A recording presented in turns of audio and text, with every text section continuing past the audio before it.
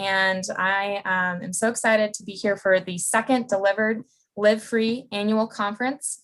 I'm the Board of Directors Secretary for NW Ministries, and with me is Naomi Wright, Founder and Executive Director of NW Ministries. We are thrilled to present tonight's topic, Complex Trauma and Spiritual Abuse, by Dr. Heather Gingrich. Heather Davediuk Gingrich is a Ph.D. professor of counseling at Denver Seminary. She specializes in the treatment of adult survivors of abuse and has done both research and clinical work in the areas of dissociative disorders and trauma. She is author of Restoring the Shattered Self, a Christian Counselor's Guide to Complex Trauma, and she's co-editor and contributor to Treating Trauma in Christian Counseling. Spoiler alert, that book she wrote is going to be part of tonight's giveaway, so stay tuned for instructions on how to enter to win that. If you want some background for what this conference is about in general, go ahead and check out our first session with Dr. Douglas Groheis and Naomi on grief, which is in the YouTube playlist. But tonight, we're going to focus on giving a little background for why we chose this topic of complex trauma and how we hope it impacts people. So Naomi, how did you come to choose this topic? Well, first, Dr. Gingrich is going to share about her, like you said, Natasha, her complex trauma and dissociation experience and research. And she has really been on the front lines for these topics. When she started treating and supporting individuals, this background wasn't available. She didn't have the resources that she needed in order to help those who were coming to her. And so she had to get out there and figure it out and do the research and get the experience and create these resources for others. So to have a pioneer in the field with us tonight is just really exciting. I think this is such an important topic to share about because it's a common struggle that many either have had or most likely continue to have due to their religious trauma background, and they may have not even heard about it.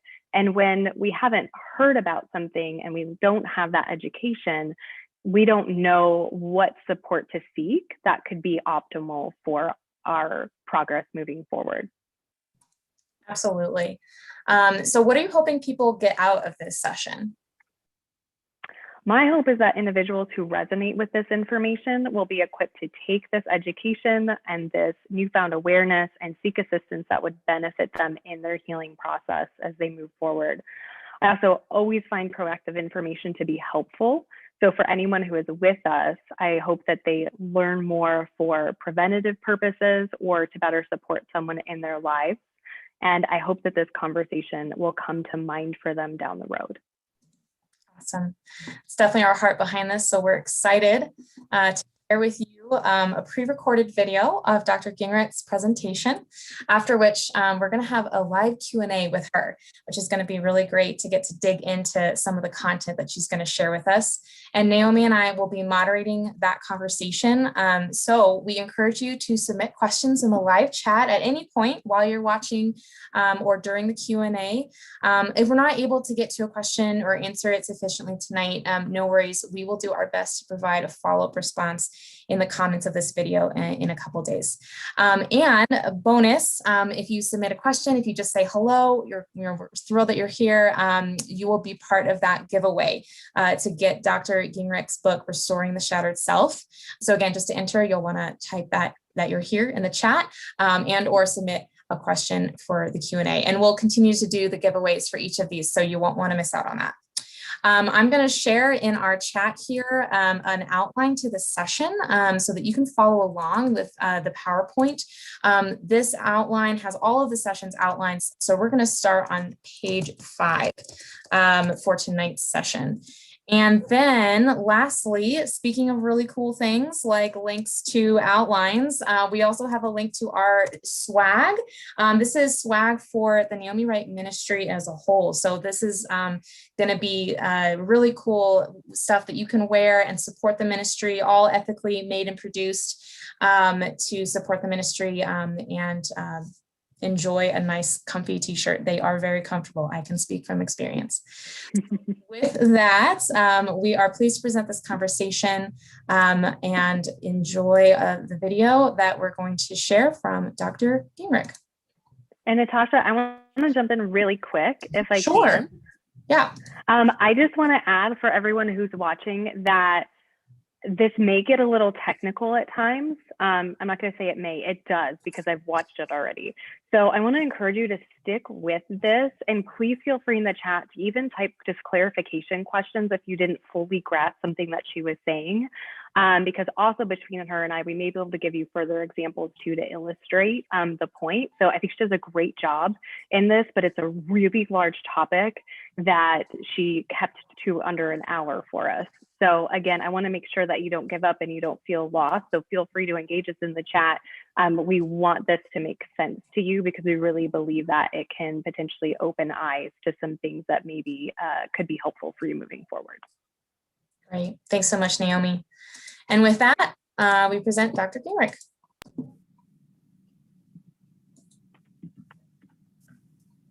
Hello, everyone. It's good to be with you today. I wish I could see your faces. My name is Davediuk Gingrich. I'm a professor of counseling at Denver Seminary, and my area of specialization is complex trauma. I'm going to share my screen with you so that you can see my PowerPoint. There we go. Hopefully you can see that. So I'm going to be talking about complex trauma and spiritual abuse, hope for healing.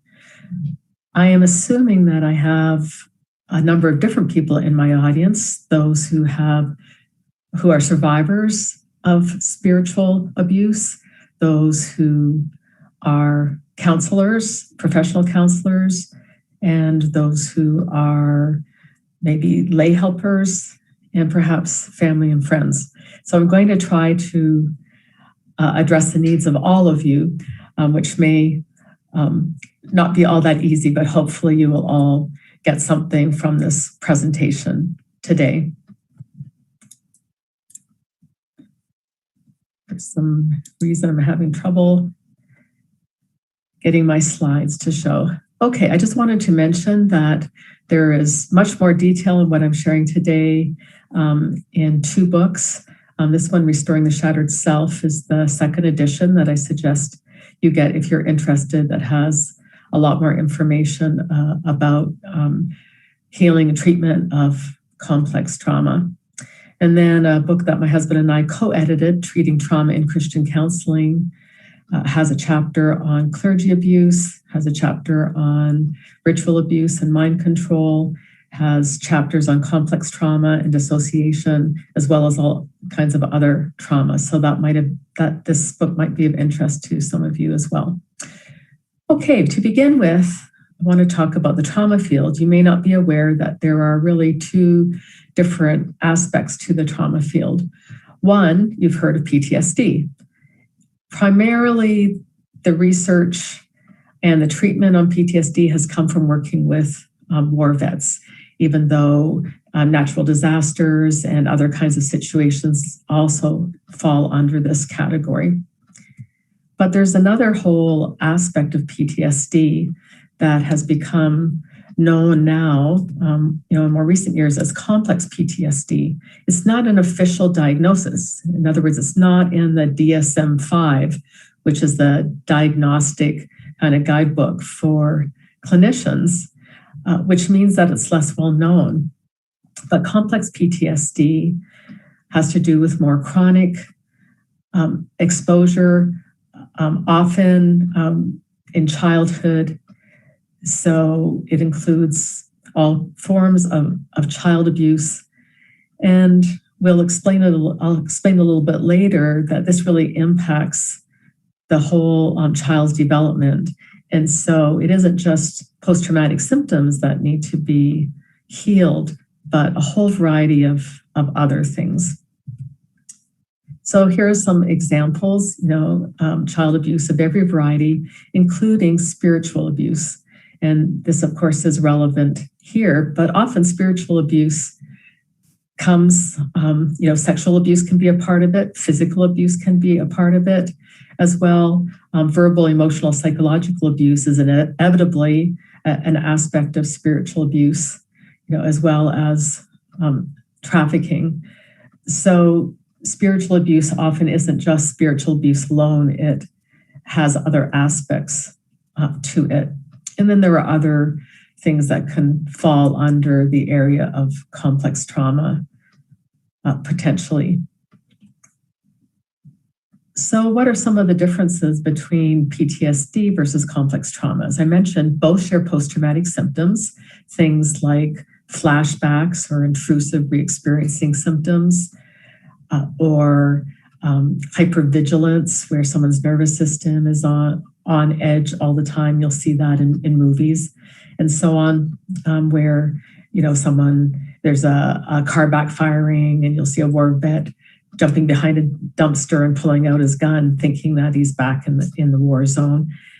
So that's an example of, if it was a male, his nervous system being on edge, but then having an intrusive re-experiencing symptom. That's kind of a full flashback where he loses track of where he is in time and space. And then there's avoidance symptoms where people will try to avoid any kind of trauma trigger or any reminder of the trauma, as well as distortions in mood or changes in mood or cognition, how we think about things. So those are all PTSD symptoms, and complex PTSD will share those symptoms. But as I mentioned before, if these things are happening in childhood at developmentally vulnerable points, then there are all kinds of developmental deficits in terms of how children normally grow and are raised, as well as dissociative symptoms that I'll talk about a little bit later. As well, attachment style is impacted, which has to do with how secure we feel in relationships. And not only in childhood, but all of these things have impacts on an adult. Therefore, the healing process for complex PTSD is much more complicated, because it doesn't mean just dealing with the PTSD symptoms, but also looking at a whole lot of other areas of relationship, being able to manage emotions, just all kinds of areas. Let me say this too. While complex trauma is generally connected with child abuse, it is relational trauma. Even if someone is older, they can still experience complex trauma, especially if the trauma is at the hands of someone who is trusted and has been ongoing. So perhaps you were not a victim, or your loved one was not a victim of child abuse or spiritual abuse in childhood, but has been as an adult. Although some of the aspects of complex trauma symptoms may not be as strong if it didn't happen in childhood, it doesn't take long for even someone who has a solid foundation of self and identity for that to erode if there has been ongoing trauma and betrayal, especially at the hands of someone who's trusted. So someone who's an adult, when they've experienced spiritual abuse, can fit the category of complex PTSD as well. Definition of dissociation, because it is very much connected with trauma, especially complex trauma. There's the official DSM definition there: disruption of or discontinuity in the normal integration of consciousness, memory, identity, emotion, perception, body representation, motor control, and behavior. That's a mouthful. Basically, what they're looking at, simply put, dissociation is compartmentalization, disconnection among various aspects of self and experience. So whether that has to do with memory, or whether it has to do with one's body, just what they see around them, how they perceive people, that there are disconnects there. Now, not all dissociation is problematic. We all dissociate to some extent. And if I were here with you in person, with a live audience in front of me, I'd ask you, how many of you have ever stepped out of the shower and then wondered, did I wash my hair or not? Well, generally, when I ask audiences that, 90% of them kind of laugh and put up their hand. Or you may have experienced highway hypnosis, when you're going along and the center line is kind of mesmerizing and all of a sudden something catches your attention and you kind of think, who's been driving this car? Because I've been kind of way off somewhere. Well, that's a disconnect with what's happening around you. As is daydreaming. Religious experiences can be dissociative in nature, even positive ones, where someone is feeling really close to God in some way. Dissociation can be induced through substances or drugs, and some cults use, or religious groups use drugs to help enhance that sense of dissociation. But drugs aren't needed. We can dissociate very well all on our own. But as you go to the right of this continuum here, you have dissociation that is more severe and potentially interferes with life more, and so potentially is more pathological and becomes part of disorders. So how do we develop the capacity to dissociate? Well, actually, the question more is, how do we integrate? How do we not dissociate? Because we're born unintegrated. If you think about a newborn, they have very kind of separated states, very discrete states. For example, a newborn may be sleeping and very calm, all of a sudden wake up and be hungry and yelling with their little fists going and their legs going and their face red. And then you give them the breast or the bottle and immediately they relax and maybe make contented gurgling noises. And then they may be content for a while and then break into suddenly crying again. Maybe their diaper needs changing. So these states are very discrete and change. And that's the definition of dissociation, is that there's disconnect, between aspects of experience. And of course, a newborn doesn't really have any sense of identity. So it's really more the process of socialization and healthy, good parenting leads to the integration of these kinds of states, so that as a child gets older, they don't flip in and out of them as easily. So, a 6-year-old, we expect to not have a temper tantrum when they're hungry. We expect that they'll be able to, when we say, well, I don't want to give you a snack now because dinner's going to be in half an hour. By the time a child is 6 years old, they should be able to handle that and go, okay, I can wait that long. Whereas a 2-year-old probably still can't. The half an hour is too long. You'll have to give them some Cheerios or something, even a few things to tide them over. And I'm hoping that none of you, when you're hungry, have a total temper tantrum, right? We're able to use self-talk and go, oh yeah, I can eat lunch in an hour. Maybe I'll have a cup of coffee to help tide me over. A little bit of coffee is available. And so we learn to integrate those behavioral states and our emotional states. And what happens is that as we get older, research shows that we dissociate less and less. So children dissociate the most, adolescents dissociate a lot more than adults do. But then by mid-30s, things kind of level off and actually decrease later on in adulthood. So that we're talking about normal, healthy people, just normal dissociation here.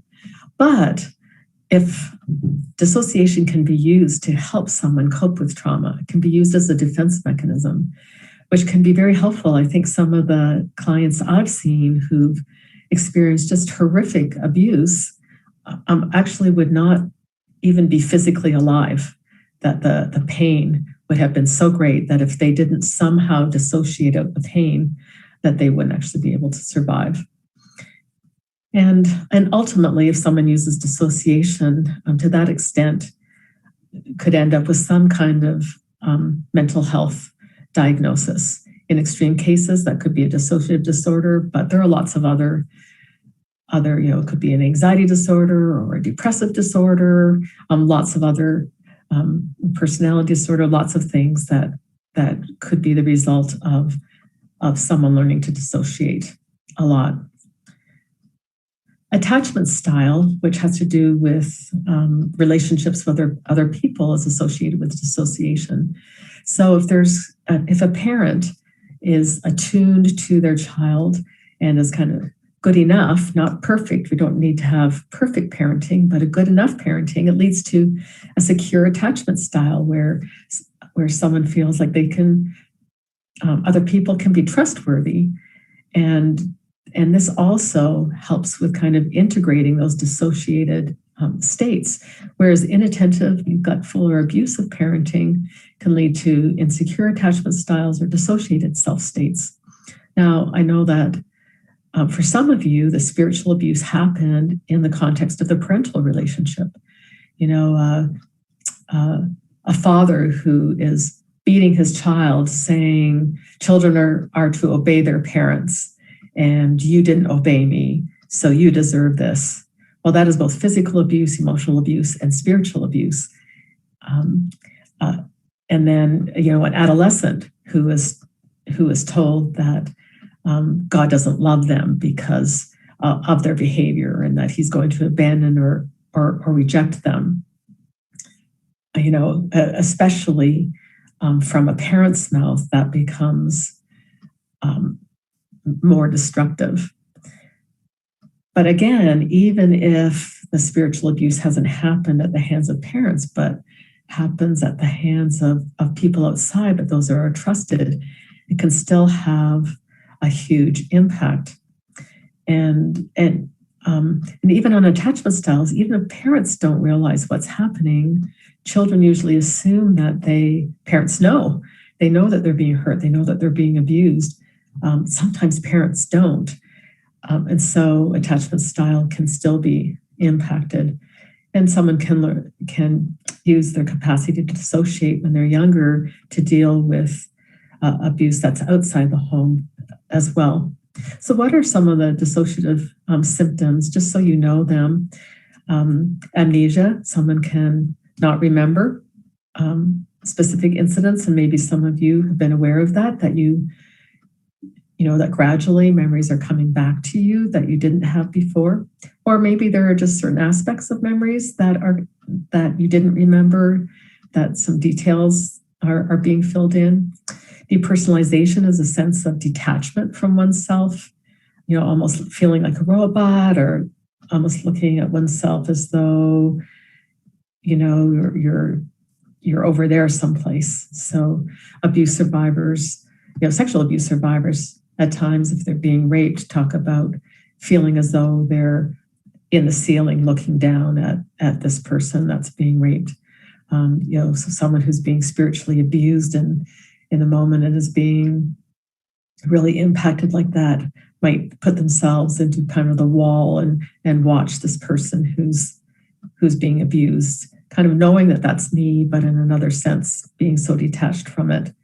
Derealization is a sense that when surroundings are strange or unreal, that happens with flashbacks, can happen at the time of the abuse, that it's almost like you're in a fog or living in a movie or something because you can't believe what's actually happening to you. There can be a lot of confusion about identity. Certainly this can happen with spiritual abuse. That someone may be thinking, I thought that God loved me, but now this person's telling me that God doesn't love me, or that God wants to punish me or isn't happy with me. So am I a Christian or not? Does God love me or not? There can be a lot of confusion about that. And then in extreme cases where someone, has dissociative identity disorder or multiple personality disorder, which is an extreme an extreme of dissociation, that also can be a symptom, but is not going to be the symptom for people who do not dissociate to that extent. So let's look at, I mentioned there are other diagnoses that can be related to dissociation. And so someone who has experienced especially severe spiritual abuse could exhibit any of these. I want to share with you a model of dissociation that I think is really helpful for lay people, both for family members and lay helpers, as well as therapists and survivors themselves, to really help to understand, what is going on. It's an acronym. BASK is an acronym for behavior, affect, or emotions, physical sensation, and cognitive knowledge. And this is really looking at one particular memory. And any particular, memory includes all four reassociated components.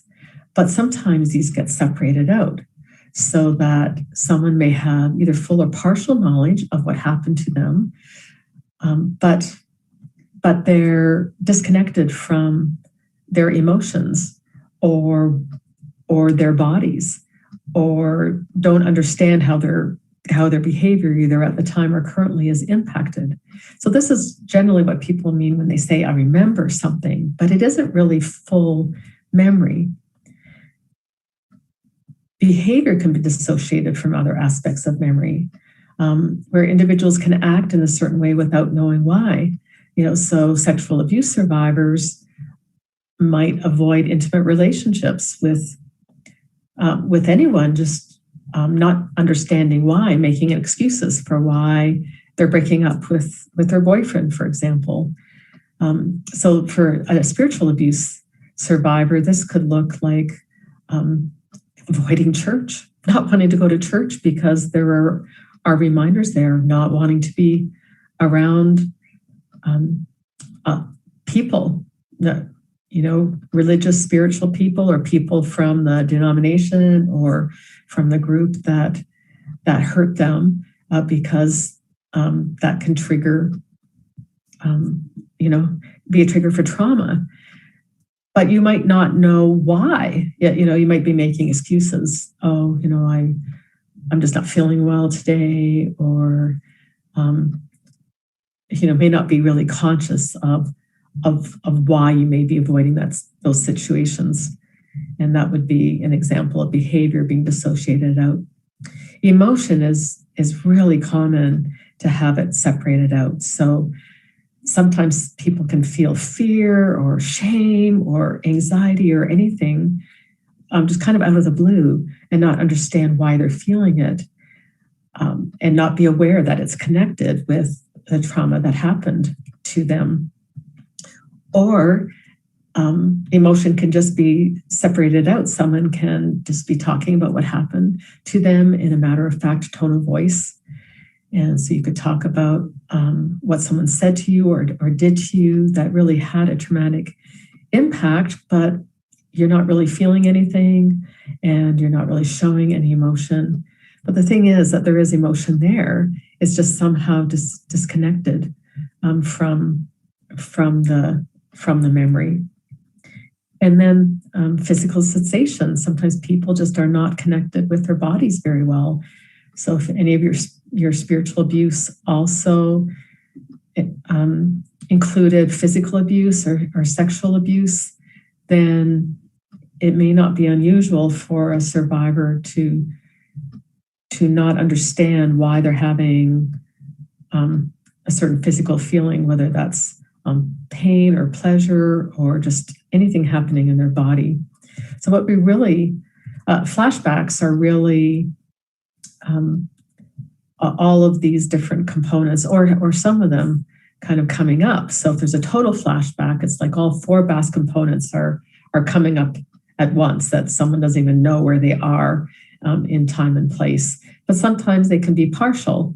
So someone can have a feeling of terror and have pain, but not understand what that's connected to, because they don't have the cognitive knowledge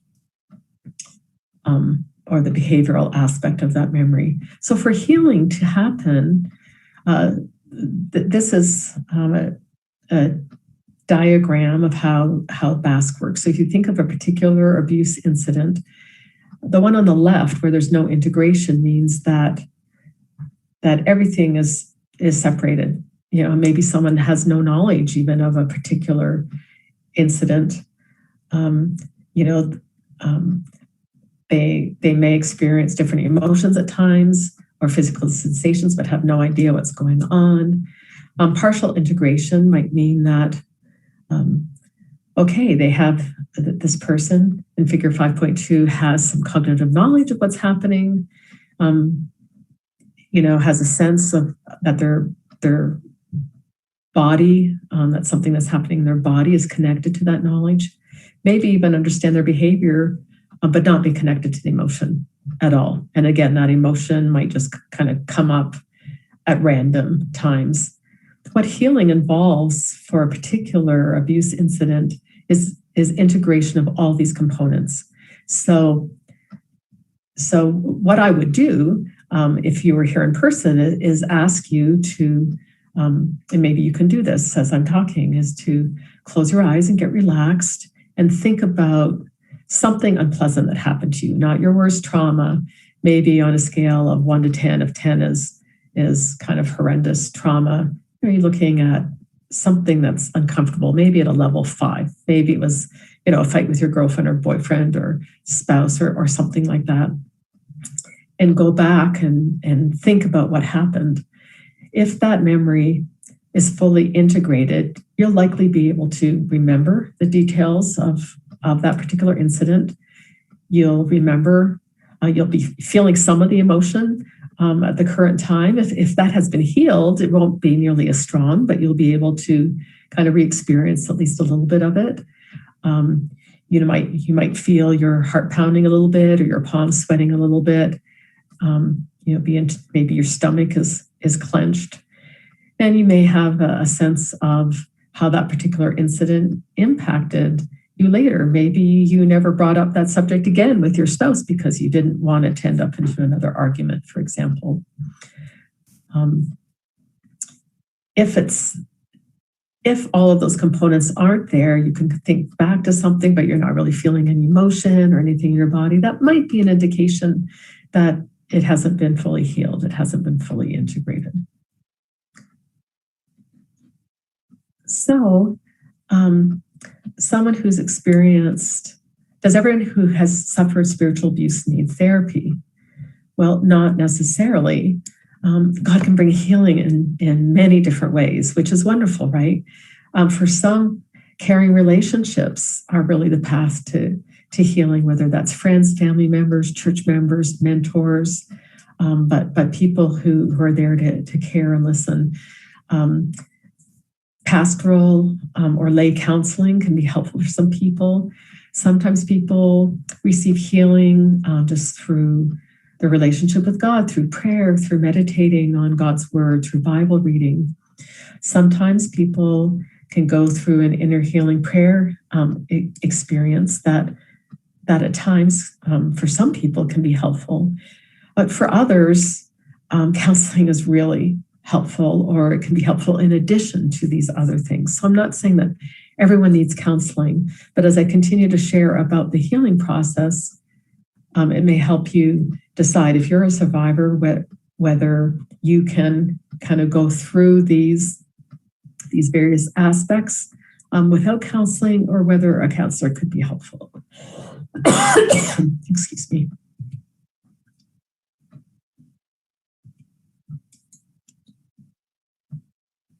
Having trouble getting the slide to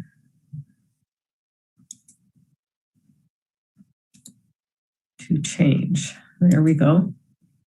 So I want to talk about, in my book, I talk about it as a 3-phase treatment process for counselors, but I think the same is true for the healing process.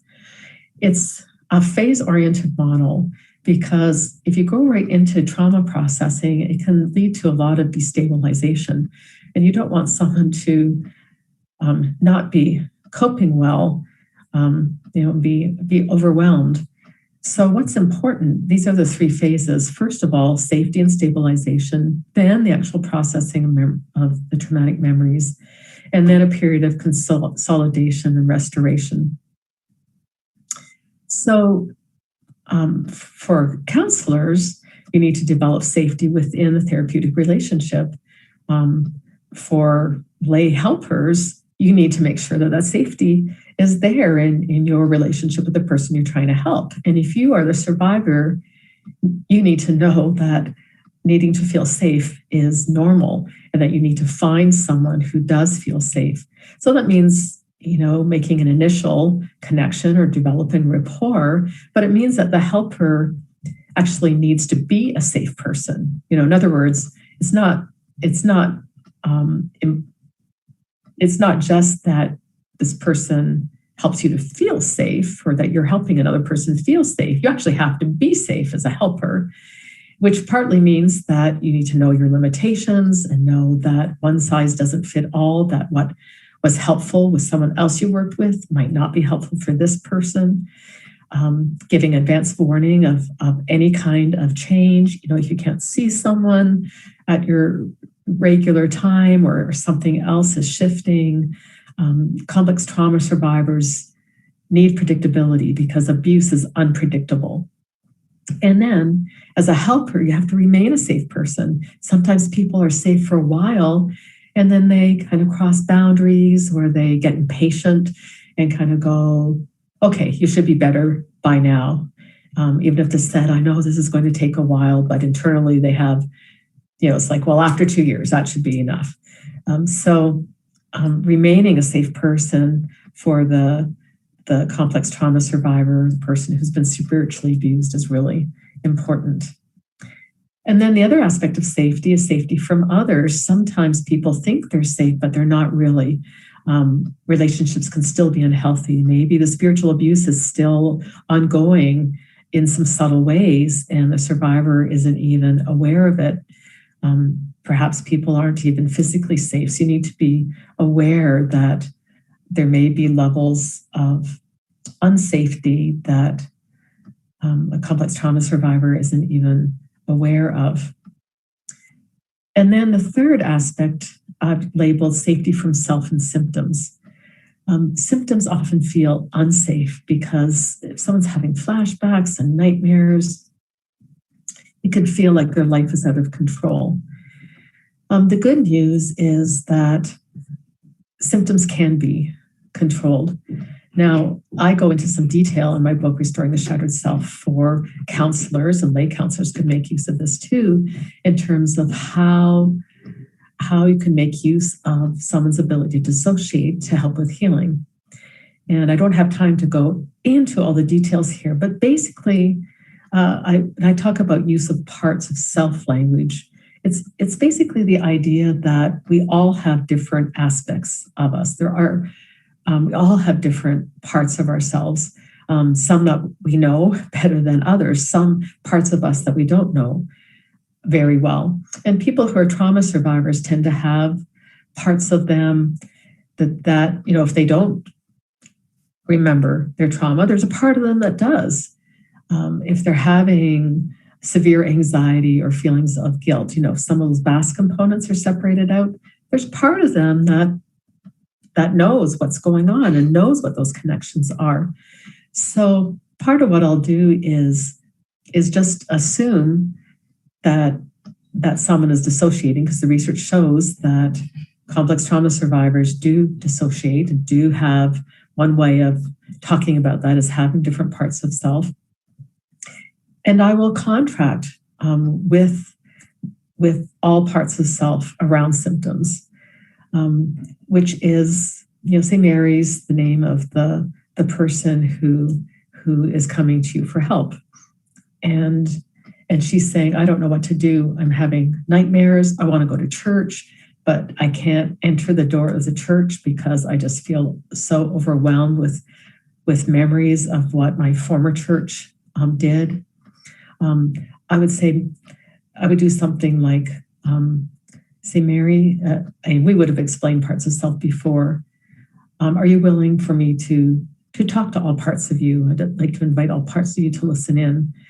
And then I'd say something like, okay, I know that there's a part of Mary that knows why she's getting triggered, that knows why she's having a hard time entering church, even though she wants to. Is that part of her listening? And there are various ways to know whether that part is listening, and say, Mary is getting help now. And if she promises to continue to kind of work on this and look at what's happened to her in her past church, would you stop the nightmares or the flashbacks or the anxiety or whatever it is? And that can be really, really helpful for people. Or it might be around not committing suicide.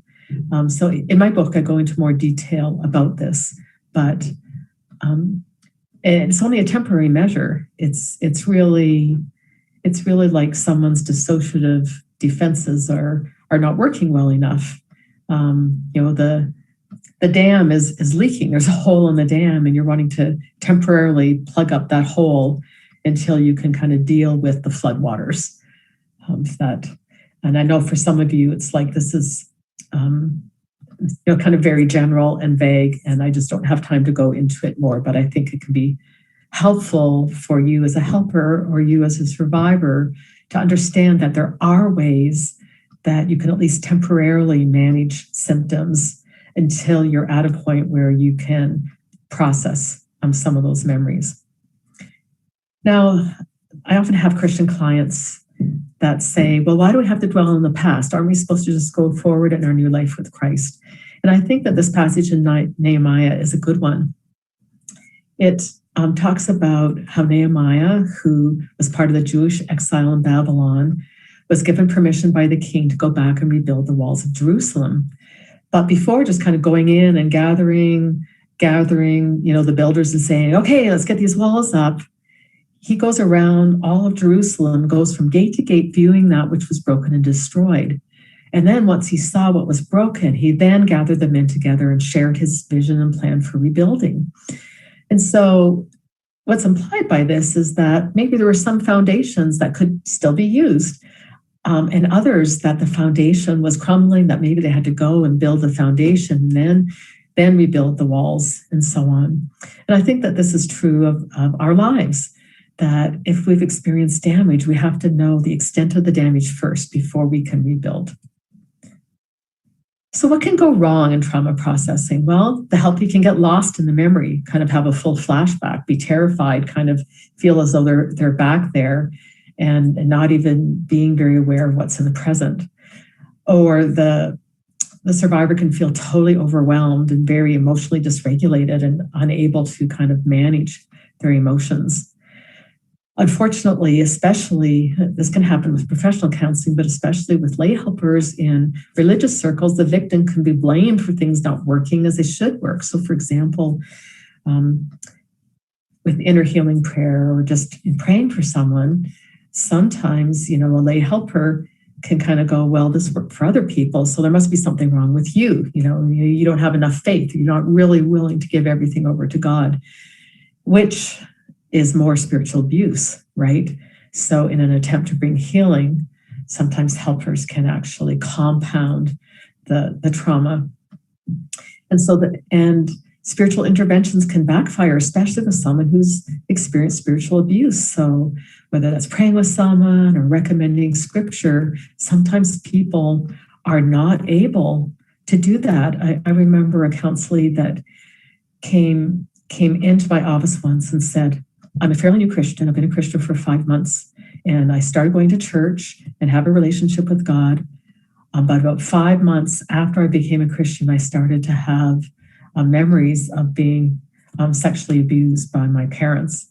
And she goes, I don't know what to do with this because, how could God have allowed that to happen? So I've come to you because, I'm still a Christian and I kind of trust you. I kind of trust a Christian to help me. But if you quote scripture or you pray, at any point in this, I am walking out of here and never coming back. And so I didn't. And it actually took her about 2 years. And then she brought up the topic, told me that she'd taken her guitar out of the closet and started to play some worship courses. And that was her way of letting me know that, okay, I'm ready to talk about some of the spiritual aspects of where I am, where I've been struggling spiritually. So you have to be really careful not to push on someone, even if you know that God is the answer. Well, often view of God is very distorted, or scripture or prayer has been misused in the past. And so you can't necessarily use some of the things that you think would be helpful. So for example, in inner healing prayer, many approaches ask people to visualize Jesus, but Jesus might be terrifying to someone who's been spiritually abused.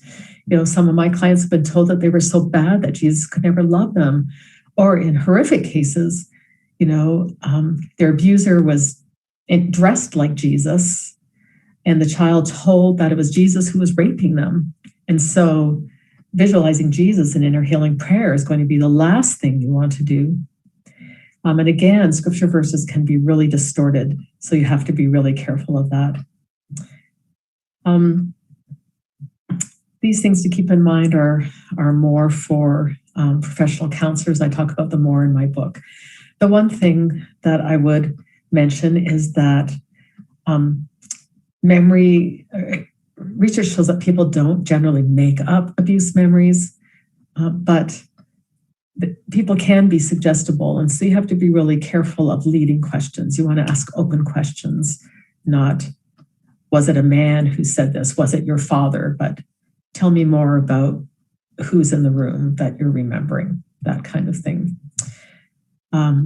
Working through emotions is a really important part of processing memories. And often people have a hard time experiencing some really intense feelings.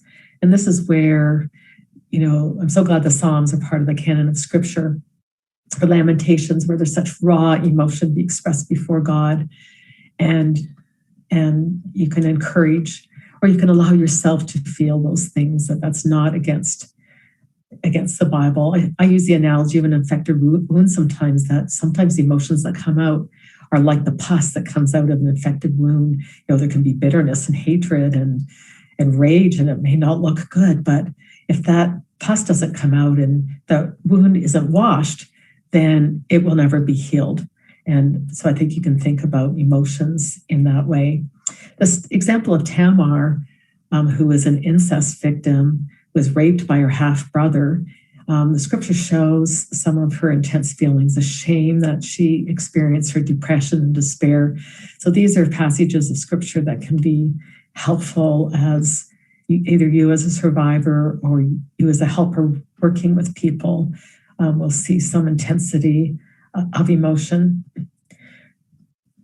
So as what's part of the trauma processing is, of course, safety. The helper really kind of needs to be able to help contain, help these emotions that are overwhelming to be there, in other words, not run from them. And it is important to elicit details, kind of having a play-by-play account of what's happened. It's hard to listen to details sometimes. I used to try to protect my clients, thinking, okay, if they just talk about things in general, it's okay. And then I realized I was really protecting myself. I didn't want to hear the horrific details, but it seems to be necessary in healing. Identifying, expressing the emotions and physical sensations, all of those BASK components, and pacing the process. If someone starts to get too overwhelmed, then you need to pull them back. You stop things. You don't just kind of let things go. Say, hey, come back, hear my voice. Let's talk about what's going on. And this is staying within the window of tolerance. So you can see here that if someone is too aroused, if their nervous system is too on edge, they can't process anything. If they're super depressed or hypo-aroused, they can't process anything. So there needs to be there's a window where there's this optimal arousal level. So as you're talking with someone about what happens to them, you have to make sure that they're not getting that they're not going in either extreme, or it's not going to be helpful. So you want to continually check in if someone's talking with you, be able to pull someone out of the intensity. Grounding techniques are really helpful, like using senses. What do you tell me 5 things you see, 4 things you can hear. What do you feel in terms of sensation? Or sometimes it's helpful to have kind of internal safe places, or anchors can be like a memory of someone or a place in nature, anything that helps someone come back to the here and now. Sometimes some of my clients bring in sour candies, and the sourness kind of brings them back, or an iced water bottle that they can put on their face or drink the water, and it kind of brings them back. So it kind of pulls them back out of what's been hard, kind of the horror of the trauma work. If someone's dissociating, you can use distancing techniques temporarily, have them kind of visualize something on a TV screen that has a different buttons that they can turn off and on or mute or pause and stop, so that they're in control of what's happening. Emotions can be placed in a container, but I'm saying according to the BASK model, you can't just leave them there. You can go back through the memory later on and then add the emotions in. Ideomotor signaling, I don't have time to talk about here, but I talk about it in my book. If after talking through a particular memory, it doesn't decrease, the intensity doesn't decrease over time, it means that something was not processed. Generally within, a couple of hours, a day or two, the emotions that are specifically connected to the memory, the memory itself, have really lessened. Now, there might be other emotions, in terms of trying to figure out, okay, what does this mean for me? What does this mean for my family? Kind of putting pieces together as a kind of in a fuller identity. Those emotions might still be there, but the actual intensity of the memory should lessen. And if it hasn't, it means that either parts have been left out, the trauma narrative hasn't been completed, or that some aspect of the BASK component hasn't been fully integrated. And this can be, or it can mean that the individual is being re-victimized. So in cases of ritual abuse or mind control, someone might still be being accessed by the cult, by the group, and they might not even know about it. Between times of memory processing, you need to kind of shut things down. Again, you can use someone's dissociation to kind of compartmentalize, put other memories in an internal box somewhere, kind of have an agreement with all parts of self that no new memories will come back, so that it's managed well. I don't suggest that you go on for long periods of time. Sometimes an extended session could be appropriate, but I would never go beyond 2 hours. It's too much for both the helper and the helpee. Multiple sessions a week might be better than, like 4 or 5 hours or full day intensive is just usually too much for people. So what needs to happen is that, after every new memory is processed, you're looking at, okay, given this new knowledge I have, how does it impact how I see myself, God, my world, and my place in it?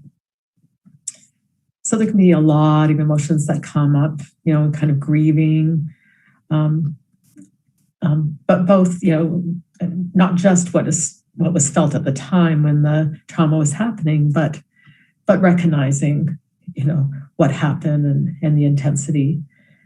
And some of those emotions might be directed at other parts of self, which isn't fair, kind of like child parts that held the trauma, that the adult is kind of going, how could you let this happen? And so that can take a while to work through. And remember, what you're trying to do for each memory is get to the point of full integration of that one traumatic memory, and then have a fully, if the pie shape is the whole person, you're trying to have full integration of all parts of self. And this diagram just kind of shows some of the BASK components and how they can become integrated into the entire self over a period of time. I don't have time to say more about that, but I go into more detail in my book. Then phase 3, after every, memory has been processed, it's a matter of kind of living as a healed person, developing new coping strategies, navigating changing relationships, because as someone gets healthier, maybe they're going to relate to their family differently, relate to God differently, their church congregation differently. Someone may even want to change churches because they're at a different point. A particular church may have been helpful for them for a certain period of time, and not be so helpful for them now that they are more healed. They may want to confront their perpetrator in some way, although that isn't necessary for healing and it can be dangerous. Forgiveness can be an issue, and I'll talk about that in a moment. So how do you deal with all the spiritual issues? It's particular in phases 2 and 3 is when a lot of the questions come up. And it's a gradual process, but often very difficult, especially for someone who's been spiritually abused. And the helpee needs to set the pace. Often there are questions of why did God not protect me? And, whether or not the person themselves are religious. Langford's book, Suffering in the Heart of God, can be really helpful, both for helpers and for survivors in really wrestling with these kinds of questions. As a helper, you have to remember that a question that may sound theological isn't necessarily theological. It comes out of a cry of the heart, of deep pain and anguish. So you don't want to give a theological answer that's not going to be satisfactory and even can feel like more spiritual abuse. So empathizing, just trying to understand where they're coming from, giving them permission to struggle. And later on, you can talk theology, but that's not where you're going to begin. In cases of ritual abuse and mind control, things are more complicated. If programming is involved, programming usually involves torture or, which induces trauma. And ultimately, deprogramming is not as, it can be difficult, but it sounds sometimes scarier, I think, than it is. Most times, deprogramming involves processing the trauma around how the programming was done, whether a person was tortured or threatened or whatever that was. And you can look at the chapter on ritual abuse and mind control and treating trauma in Christian counseling, and there are some references. In the reference list to that chapter, there are books, especially by Dr. Allison Miller, has written a book both for survivors and another book for counselors that can be very, very helpful in healing for ritual abuse and mind control. In other situations, even non-religious survivors will still struggle with existential issues, which are ultimately spiritual in nature. Or people have been spiritually abused and now just want nothing to do with religion, but they're still struggling with those issues. In highly dissociative individuals, there might be some parts of self that are highly religious or deeply spiritual, have an amazing relationship with God, while other parts of self may be the polar opposite. Some of them might still be involved with the cult. So you just need to be aware of that. In my experience, over time, if even some parts of a person know the Lord, the other parts, as the healing process continues through the trauma processing, through those parts, figuring out how they were lied to and so on, eventually come to the Lord as well. But you need to be very respectful of the helpee spirituality. What about forgiveness? There's even secular research that shows that forgiving a perpetrator can be very helpful, either within or outside the context of religion. But in Christian circles, there's often a lot of external pressure to prematurely offer forgiveness. What I do is tell people, don't worry about it. Okay, I know that God talks about forgiving, but I think that's going to come in time. And so it's a process. Often they have to process their trauma before they can really fully forgive. And in the book, Long Journey Home, which is on sexual abuse, there are some chapters. There's a chapter that talks about various types of forgiveness. That's very helpful. Sometimes there's a misunderstanding that forgiveness means restoration of the relationship, but it doesn't necessarily. Sometimes it is never safe to restore the relationship with someone who has been perpetrated abuse. People sometimes have fantasies of confronting their abuser and their abuser falling on their knees and begging for their forgiveness and crying and saying, I realized how destructive this was and I'm so sorry. Unfortunately, true repentance is rare. Even if there are tears, it may be tears for being caught or for being challenged. Tears aren't necessarily evidence of remorse. So before confronting a perpetrator, I would go through all the possible scenarios, not just the good fantasy, but what if your perpetrator minimizes the abuse or denies it, or just says, well, you should forgive me. That's really important. So I think forgiveness is possible and is helpful, but is a long process. Often self-forgiveness is as harder than forgiving the perpetrator. Victims inevitably blame themselves for abuse, whatever kind of abuse that is. And perpetrators explicitly or implicitly always blame victims. And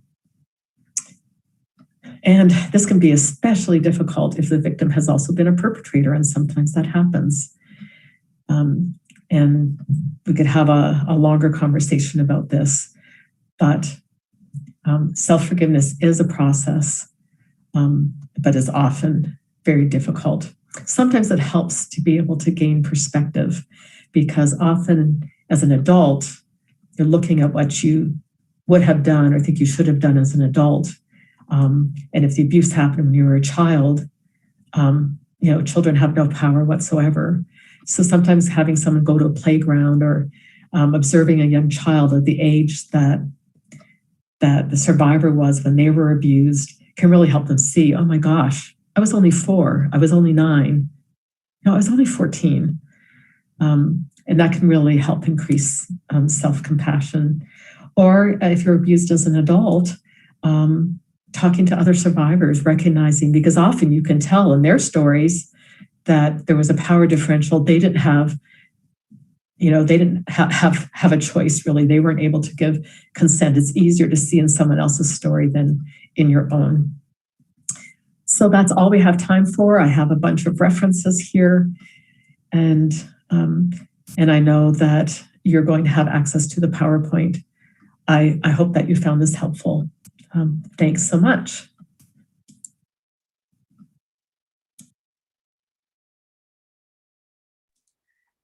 Wow. Well, welcome back, everyone. That was an incredible presentation. We have Dr. Gingrich here with us. Dr. Gingrich, if you are able to unmute and turn on your video, thank you for joining us here for the live Q&A. We did get some questions. Oh, there you are. Hi, Heather. Welcome. Hi. I'm good. Thank you. Good. Wonderful.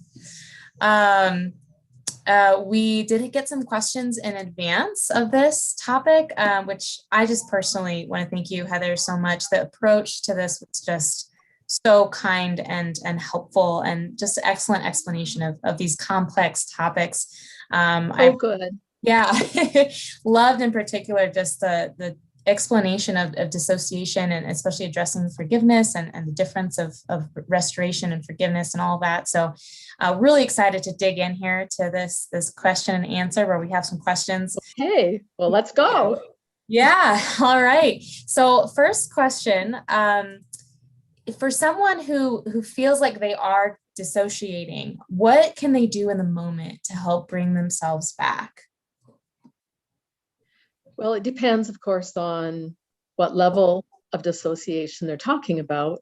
If someone has dissociative identity disorder and they're not even aware that, a different part of them is out, then that's a pretty difficult question to answer. But if someone's dissociating more in the sense of kind of spacing out in the moment, or kind of aware that they're not fully present, or all those BASK components aren't together, doing some grounding techniques are helpful. So things like rubbing your bare feet against the carpet, or even with shoes on, but bare feet or sock feet, are better. Just kind of looking around, like using the senses, anything to do with the senses. So being able to look around and say 5 things that you see, or and 4 that you hear, and things that you can touch or smell. That kind of brings people back to the moment. Some people have worked with carry around like sour candies, And if they sense that they need some grounding or they're kind of dissociating, they just stick one of those in their mouth, and the sourness kind of brings them back to the present. Others will carry around, kind of a frozen water bottle, so it's really cold, and either drink that or even just kind of put the cold water bottle on their skin. So basically anything in your senses that brings you into the present moment will bring you away from wherever you were, whether that's just having a sense of not being fully here, or some aspects of your experience not being fully here. So those things I think are the most helpful in the moment. Excellent.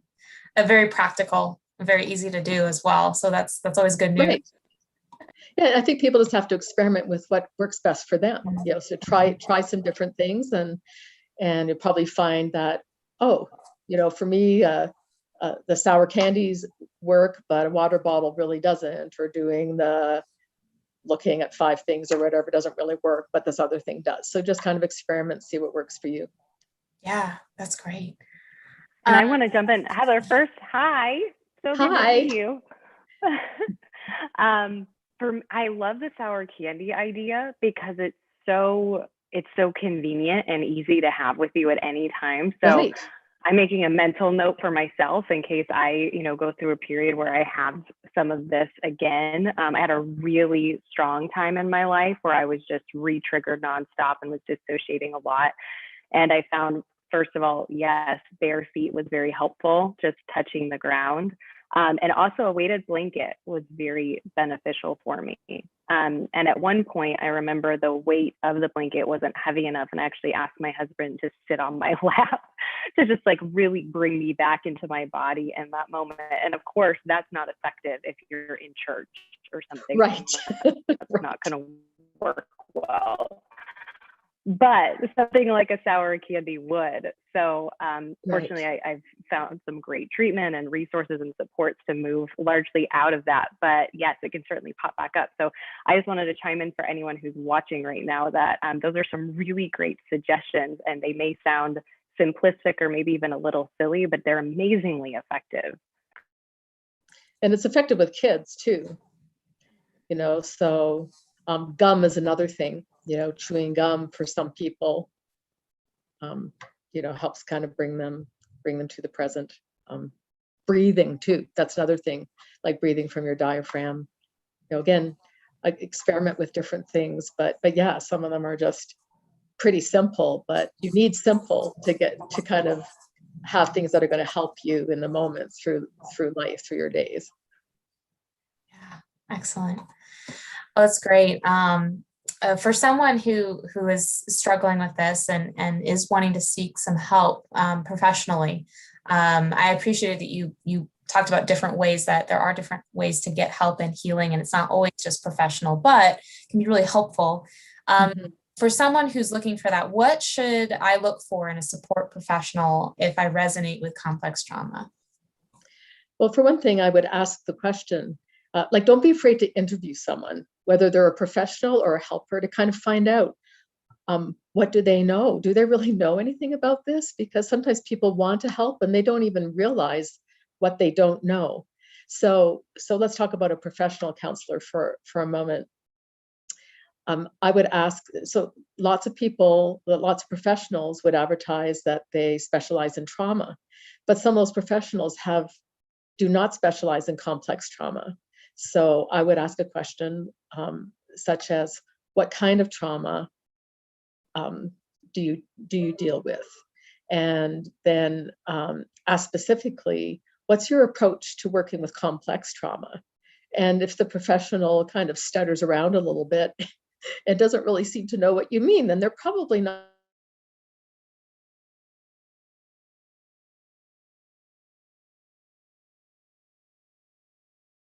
going to be, MDR. Well, that can be good, but if that's all they say, then I want to say, okay, well, what other approaches do you use as well as EMDR?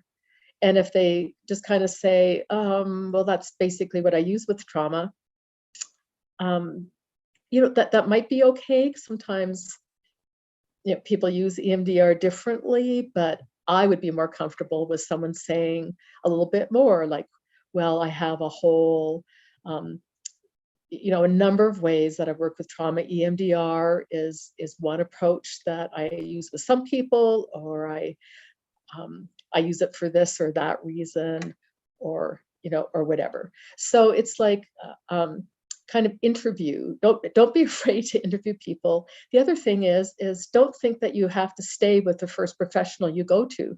What I would do is I would make an appointment with 3 different people, hopefully that had been referred by someone who knows something about the area, and let them know I'm checking out different counselors, and so I'd like to make one appointment, with you. And then if the first person you really click with and they seem to know what they're doing and you think you can work with them, you can cancel the other 2 appointments. Otherwise, go to all 3, pray about it, and you'll have a better sense, because sometimes you just fit better, just a better fit. Some of it's personality style, and others is actual approach. So don't be afraid to do that. And if any counselor feels threatened by that, then they're not a counselor you want to go to, because they shouldn't feel threatened by that. They should actually applaud that, because, if someone comes to me, I want it to be a good fit. Often working with complex trauma is a longer term process. We're not generally talking about a few weeks. We're talking about months, sometimes years. In kind of worst case scenarios, if people have been abused for decades, we're potentially talking about, a decade. So it's worthwhile spending some time to really make sure that it's a good fit. Maybe you spend more than one. Maybe you have 2 sessions with 3 people, because the fit is really important and the approach is really important. And if you're uncomfortable for whatever reason, don't give up on counseling. Just find a different person. That's so helpful and so practical for anyone looking for counseling. Really appreciate that perspective. It's important to make sure it's the right fit, and not all counselors are the same. No, they definitely aren't. And they may be very good counselors for some areas and really lousy counselors for others. Yeah. And I think this is one of those areas that not everyone's going to get it. Yeah, that's great. Kind of along those lines, if someone has developed a relationship with a counselor for some time, perhaps, but it shifts where all of a sudden maybe it's becoming, like you talked about, an unsafe person, this just isn't a good fit anymore. How would you recommend someone maybe transition out of that counseling relationship and find a new counselor? Do you have any advice there to give? I mean, that's hard, especially if you've seen someone for a long time. It is a relationship, and I know I've talked to survivors who have felt as though they're really at the end of what they can do with this particular counselor. I mean, maybe they were really good for them for a while, but at this point in time, they're no longer either really progressing, or maybe there are even some negative elements to it. And I think that the most important thing is to realize that the counseling is for you. You need to get what you need to get out of it. And you shouldn't let any fear of like hurting your counselor's feelings get into it. It's it's a difficult process, but honestly, if you can navigate that, then you can navigate other difficulties in other relationships too. I think you just need to kind of give yourself a talking to. Maybe you talk to some friends about it. Maybe you do some practicing with a friend about how you're going to bring it up. And again, I have heard stories where maybe the counselee hasn't been quite as direct. They're kind of trying to hint around at it because they don't want to hurt the relationship, or they don't want to hurt the person, and the counselor's not picking up on those hints. And they're saying other things, oh, we can do this and that and that. And really the counselor's like, no, I want out of this. You have a right to leave any kind of helping relationship, whether it's a professional one, whether it's one with a mentor, whether it's a friendship that's turning destructive. That's part of with spiritual religious abuse is what sometimes gets harmed, right? Is that often people those that harmed you or abused you were people you trusted or that you had a good relationship with in some ways, and yet you were being really hurt in other ways. So it's easy to kind of transfer that into other relationships as well. And so I guess what I'm strongly encouraging you to do is take courage and step out of that negative pattern. And it's not up to you to protect a helper. They may be hurt, they may be defensive. That's their problem, it's not yours. You have the right to get the help that you deserve, that you need. Does that make sense? Thank you. That's excellent. It's very helpful. Yeah, that's especially hard and difficult. Oh, yeah, very hard. Yeah, had some trust issues and relationships that are difficult and abuse there. Like, so thank you. That's very, very helpful. We have a kind of a more concrete situation of an example of what to do. But this comes from someone who says, my husband is so pro-church, pro-community, which is great, right? But I just can't go to church on a regular basis. I know this is one of your examples that you said in the behavior of just not being able to go to church. So for example, once I feel like I'm becoming known at that church, I start to feel panicked. How do I explain this experience to him? Well, I think you just have to be honest and let him know that this doesn't have anything to do with your relationship with God necessarily. Now, you may have issues with God too, that wouldn't be uncommon, but they're not necessarily the same thing, right? Because if you've been hurt, especially, suffered religious abuse that took place in, an institution, which took place in a church, then there are going to be all kinds of triggers. So maybe one way to approach it is to talk about PTSD, talk about trauma triggers. So you could start off with saying, okay, you know how in movies sometimes there'll be a war vet who's just walking along the street, minding their own business, and a car backfires, and all of a sudden the war vet is jumping behind a dumpster and pulling out their gun because they have just flashed back into the war zone and they've lost a sense of the here and now. They've totally dissociated, right? They're having a flashback. So use an example like that has nothing to do with church, and then say, that's the kind of thing that happens to me in church. When certain songs are sung or when certain people are nice to me, there are just so many triggers. It's like I flash back to my abuse. And so church is not the same for me as it is for you, because you can go and just enjoy it and worship God and enjoy the community. For me, that community is potentially full of dangerous people, and the services are potentially full of dangerous triggers. And see if that will help.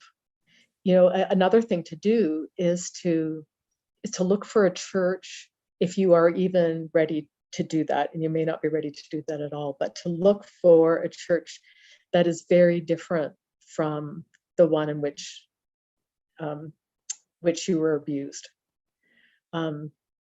So, a couple of years ago, we left a church because we felt that our friend was being religiously and spiritually abused in very subtle ways. It wasn't kind of blatant, it wasn't sexual abuse, but it was still abuse of power, and there were some really unhealthy elements. And my husband and I advocated for her, and the leadership didn't get it or chose just not to do anything about it. And so our friend and us ended up leaving that church because we just didn't feel as though we could support a church that was not willing to really hear about how power was being abused. It was really hard to find another church, because we had been at that church for over a decade,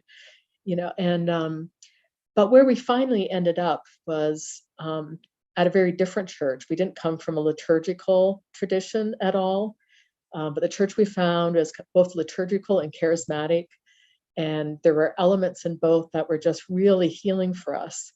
And part of, I think, why I love our new church so much is because it's so different from the churches that we'd always been to before. So that might be an option, is just to look for, a different kind of denomination, a different way of worshiping that might just not might have fewer triggers. And maybe your husband would be willing to do that too, even if he's happy, where you are. If he wants to be with you and you think you might be comfortable with a different style of worship, then that might be worth it. So another thought. That's great. Yeah, very practical. Kind of along those lines, that being a good example of like something to do. What other step, should I take to heal from this same person, same situation, and move forward so that I can be part of a healthy church community? Well, I think it really has to do with processing your trauma. Going through, sometimes support people and just talking to someone who's not going to judge you and who's able to listen. Sometimes that can be enough. Other times it means going to someone who specializes in complex trauma and actually kind of working through specific incidents, just like you would any other kind of abuse, just like you would if you'd been physically abused or sexually abused, if that wasn't part of your religious abuse. The process is the same for whatever the cause of the complex trauma. If it's relational in any way, basically the healing process is the same. And so it would be the same in this case too. Thank you. This looks like our last question. So do you think that I'll ever get over my past experiences or fully heal from them? Well, it partly depends on how much you're willing to actually go through the process of healing, and that you're choosing the best helpers for you, or the best process. Time alone does not generally heal trauma. That's kind of a common saying, time heals. When it comes to trauma, it actually doesn't. All kinds of research shows that people that have been traumatized decades before still have flashbacks and nightmares and are still really impacted by their trauma. Time doesn't do it. It means actually having to go through the process of looking what's happened. Because I think a lot of times, that's no fun, right? Who wants to talk about or look carefully, go through in detail, talking through what happened to you? Most people I know want to think happy thoughts, don't really want to re-experience painful things. But unfortunately, that seems to be what's necessary to heal from trauma, that to some extent, re-experiencing all of those BASK components seems to be necessary. So I guess it really depends. Are you willing to do that work and choosing the timing to do it? Because I don't think that, I'm not saying that you should be willing to do it right now. You have, 3 kids under the age of 5 at home. Probably now's not the time to do trauma processing. Wait till they're like in school, or you have extra help. You need some time, not just to go to, say, the counseling session, but to also have some quiet time to reflect, maybe to journal, to have some space. And in my experience, having toddlers around is probably not going to give you that. So I think there is a right time. Or if you're a busy student, you're already overwhelmed, you're working full time and you're going to school full time, well, probably the middle of the semester isn't the time to start. Maybe you need to take a summer off or wait till you graduate. So I think there's, there is timing that's important, that you have kind of the mental space and the physical space, as well as that it just kind of makes sense that you could, you would always have to make the time and space, right? Because life tends to just kind of go by and time fills up. But definitely there are times of life or times, in schedules or where we can make time more easily than we can at other points in life.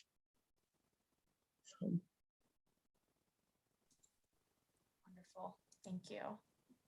Yeah, that's a really good statement that time doesn't always heal. Unfortunately, that would be nice if it Yeah. did, wouldn't it? Would be much easier in this scenario if that were effective. Yes, it sure would.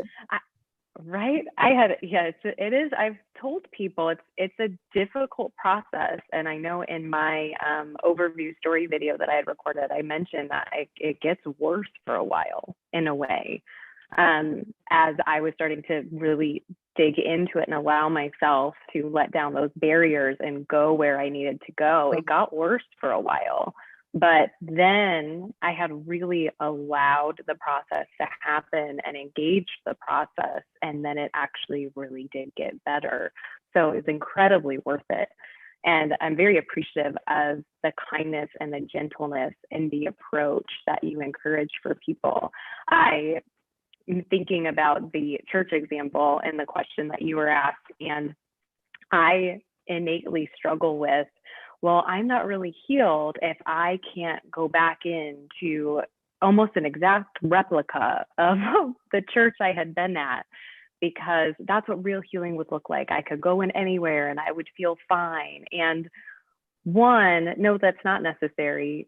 Two, it might be very unrealistic.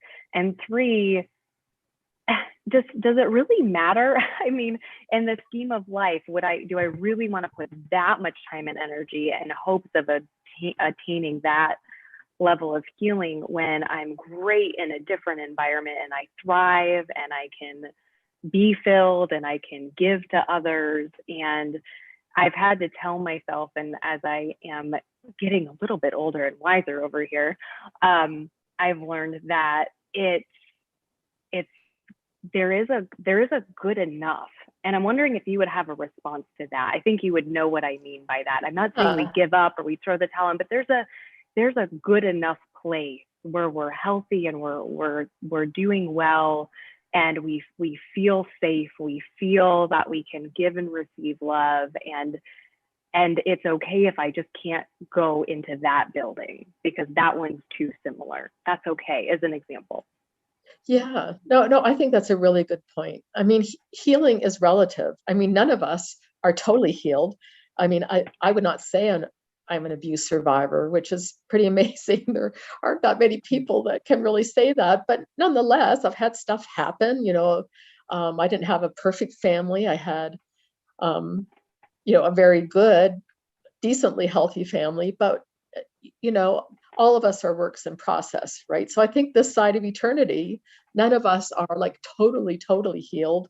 I don't think that exists. So I think, when we talk about healing, we're really talking about, good enough healing where we can function well, where we're not haunted, by post-traumatic symptoms, where we can have healthy relationships. I mean, your example of not being able to walk back into kind of a church that is very similar, say, to the church where your abuse happened.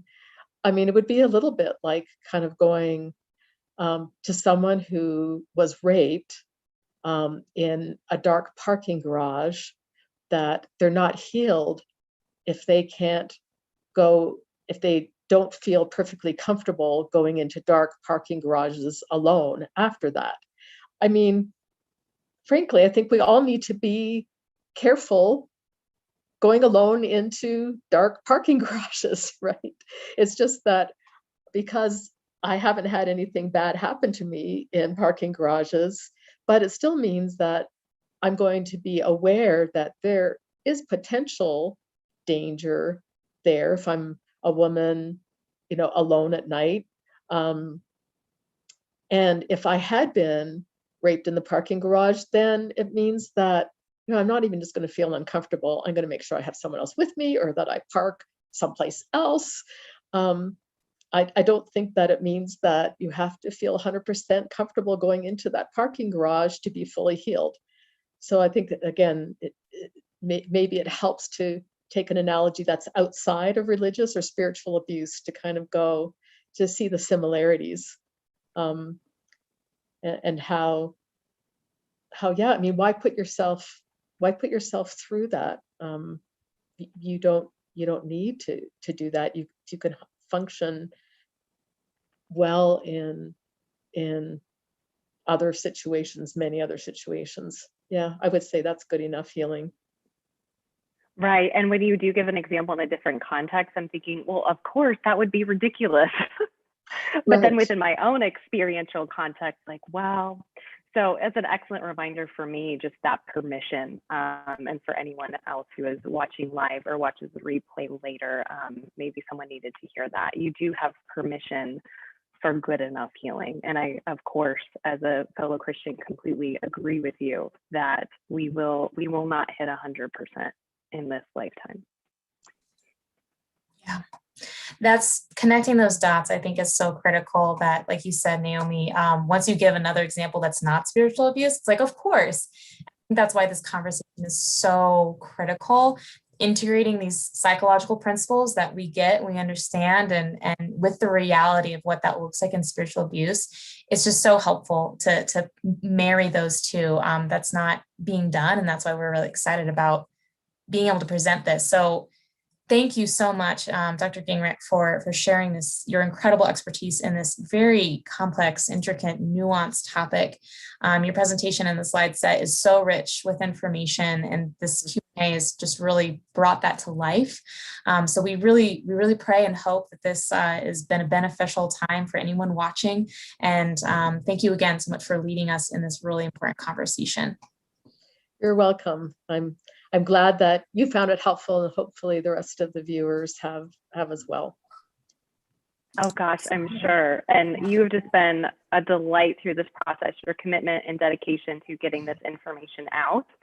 And personally, as someone who, as you know and everyone knows, relates very directly and intimately to this presentation and what you're sharing, I am deeply grateful for the dedication of yourself in this work throughout your life, for what you have brought to us for support and healing. So thank you. Oh, you're welcome. Thank you. We are just getting started with this conference series. We've had 2 so far, and they've been just out of the park stellar. So we're really excited about our upcoming speakers and topics. You can check those out on the link I just sent in the chat on the conference's webpage. Our next event will be June 7th, which is a Thursday at 8 p.m. Eastern time. The topic is Can I Trust God?